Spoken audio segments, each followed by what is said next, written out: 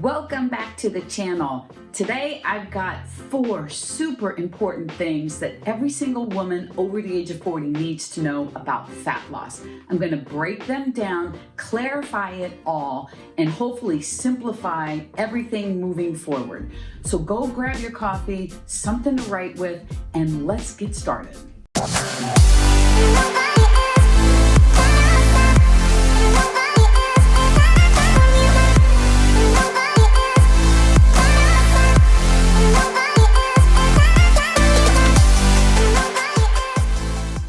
Okay, so let's dive right in with number 1, because I think number 1 is going to frame everything else. And honestly, I think understanding number 1 is going to be the driving force behind everything moving forward. So, number 1, it's not too late.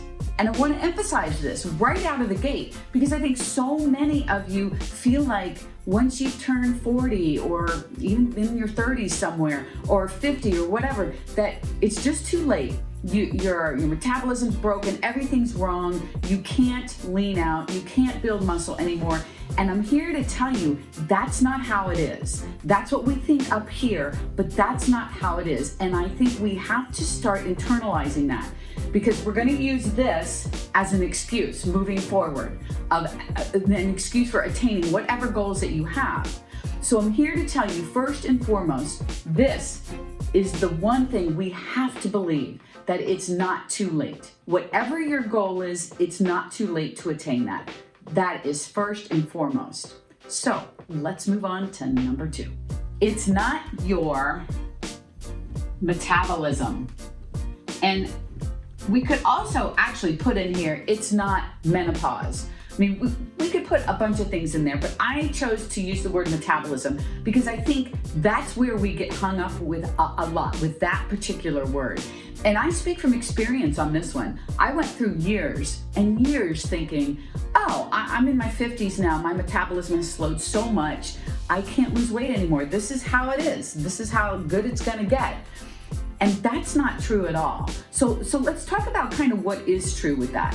Does our metabolism slow at all? Yes, it does over time. However, we give it way too much credit for affecting us than it actually deserves. What really is happening is that over the course of time, and I mean years, many years, our activity level has dropped. We've gotten married, we've gotten jobs, we end up having kids, we're on the go with our kids all the time. And so our dedicated activity has decreased over many years, to the point, in fairness, that we probably don't even realize it. You know, we're so consumed with other things as we go through life, it's not even registering. But our activity level has gone down. You combine that with our nutrition being kind of sketchy, you know, a little loosey-goosey, we're not really paying attention to it. Whereas, you know, we might have been dialed in when we were younger or whatever, but as life goes on and we got the kids and we're on the go, we're winging it basically. You put those two things together and you now have the perfect storm of fat gain. And we are in our 40s and 50s, and it tends to sit in our belly. That's hello belly fat. And so we like to say, oh, it's our metabolism. You know, I'm now 50 plus and I can't lose weight like I used to. My metabolism is broken.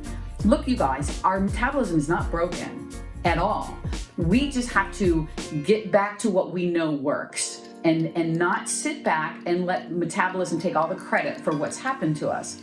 So we can say metabolism, we can also use the word menopause in there. It's the same thing. It's not menopause that's keeping us from losing fat. It's not.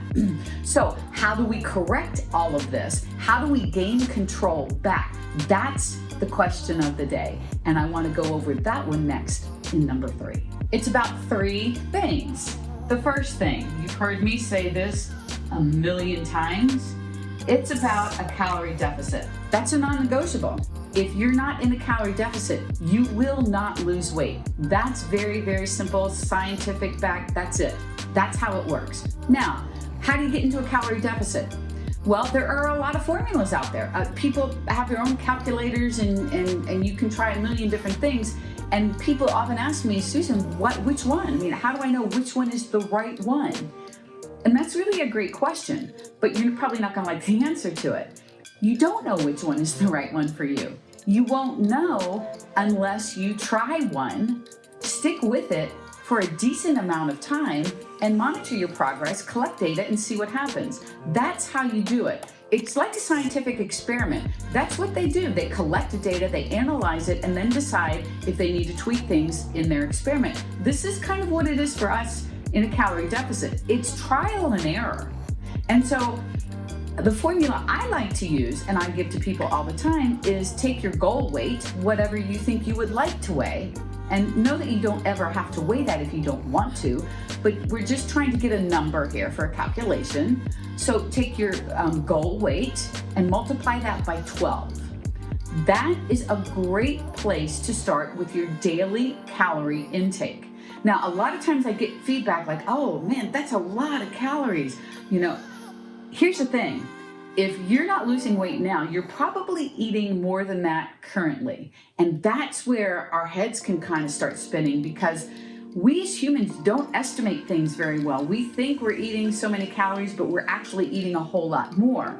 That's why tracking and weighing and measuring your food is super important. There's a lot you can learn from that.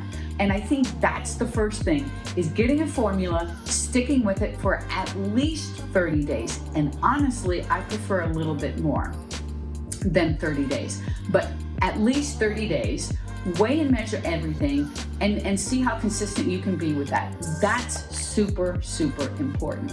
So that's our first thing, is a calorie deficit. We've got to get into a calorie deficit and we've got to stay there. So now let's talk about the second thing. Consistency.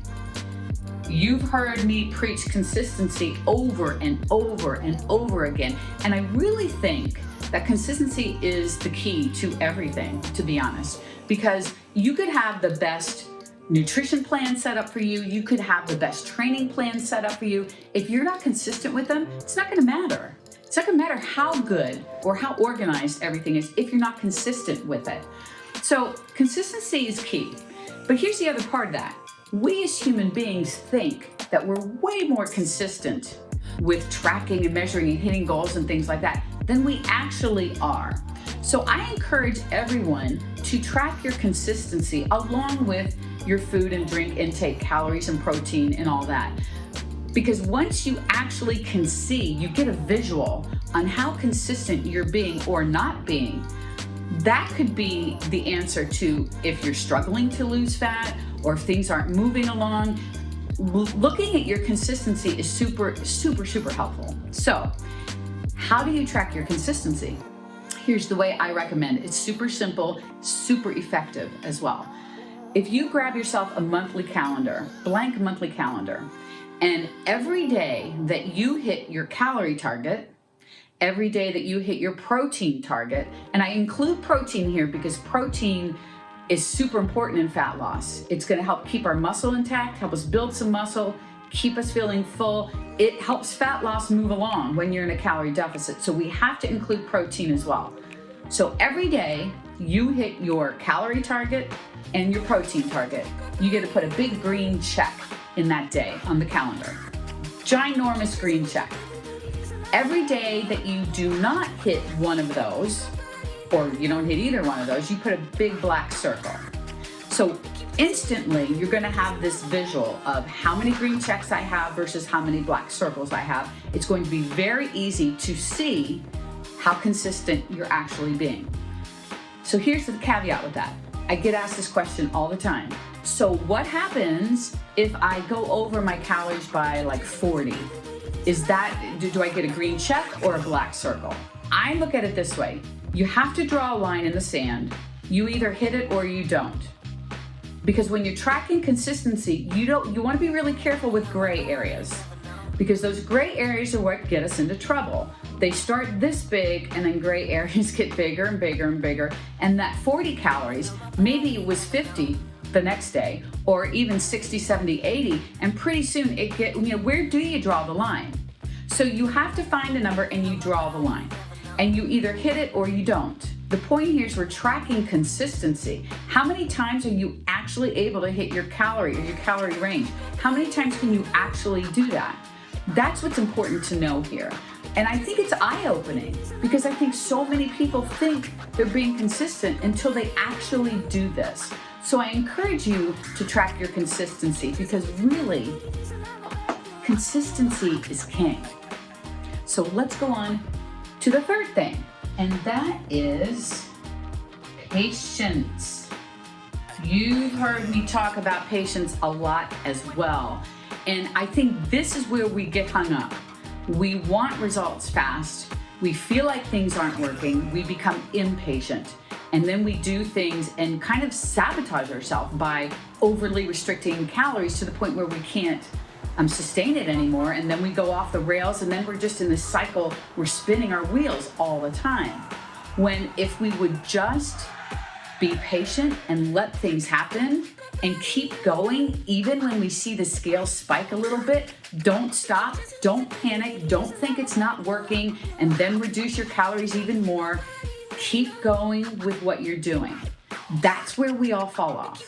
And it's so hard to do in the moment. I know, I get it.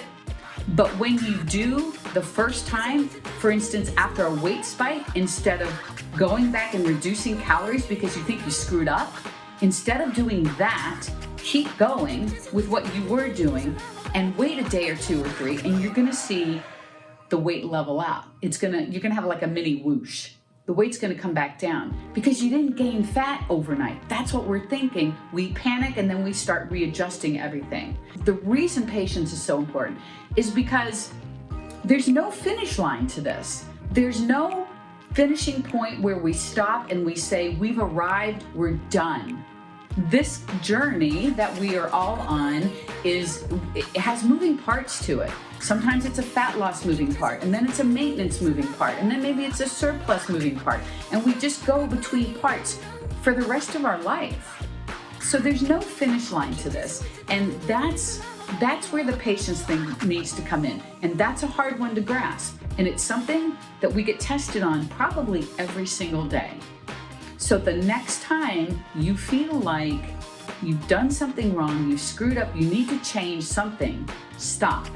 Take a deep breath and just tell yourself, nope, I'm gonna keep going. I'm gonna keep doing what I know is right and watch what happens. The first time you do that and you turn that corner and you see what happens because you waited, that's gonna build some confidence inside of you. And that's gonna make it easier the next time. And there will be a next time. And there'll probably be a time after that too. But patience is another key to this whole thing. We all have to be patient. So let's go on to the last part and let's talk about training. All right, so the fourth thing, let's talk about training. 2 parts to this. We're gonna talk about lifting and cardio and their roles with all of this, okay? So let's talk about lifting. You know me, I'm all about lifting heavy weight. I talk about it every single day, multiple times a day. There's so many benefits that come with lifting heavy weight. So let's talk about those. Obviously, you're gonna get strong. That's great, especially as we get older. If you have grandkids, you wanna be able to move well without hurting. You wanna be able to live a functional life. Getting strong is super, super important. So getting strong, we're gonna be building lean muscle mass as well.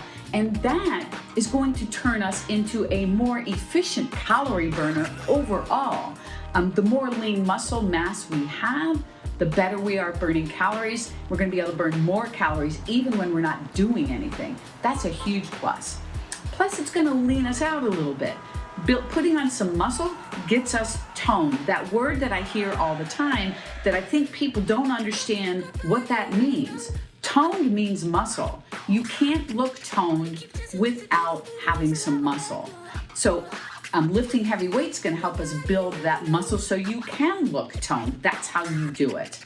The other thing is lifting heavy weight is gonna be great for building up your bone density, maintaining bone density, even reversing bone density issues. It's gotta be some resistance to that, but research has shown that we can improve our bone density by lifting weight.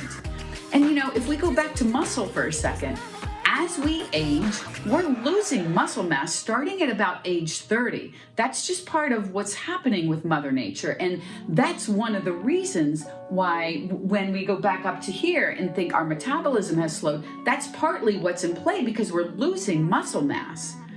The more muscle mass we have, the more our metabolism is going to stay up and running really efficiently. And so building muscle mass over time is super important because we're starting to lose it at age 30. We don't want to be at age 60 and older with no muscle left.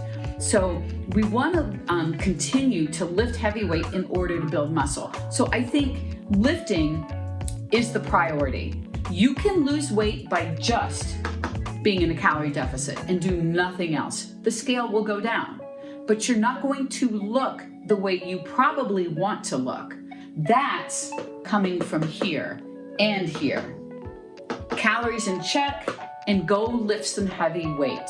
Now, I say the word heavy, and let's be clear about what that is. Heavy weight is relative to the individual. The best way I can generally describe heavy weight is when you are doing, let's say, a dumbbell bench press and you have 8 reps to do. If reps 6, 7, and 8 are not super hard for you, you need to go up in weight. Now, when I say go up in weight, that doesn't mean if you were using 15-pound dumbbells, you go to 45-pound dumbbells. No, it means you go to the next weight up. And then you see how many reps you can get with that next weight. And if you can't get 8 reps with the new weight, put it down, grab the old weight, and finish out your reps. But that's your new goal, is to get all your reps with that new weight. This is how you push yourself with lifting heavy weights, you guys. You have to push yourself and bring some intensity to your workouts. But that doesn't mean be crazy either. It doesn't mean you have to go and pick up the 80-pound dumbbell and expect to squat with it or something. That's not what that is. It's being smart and being progressive. And the last thing I want to say about lifting weight is this. It's not supposed to be easy.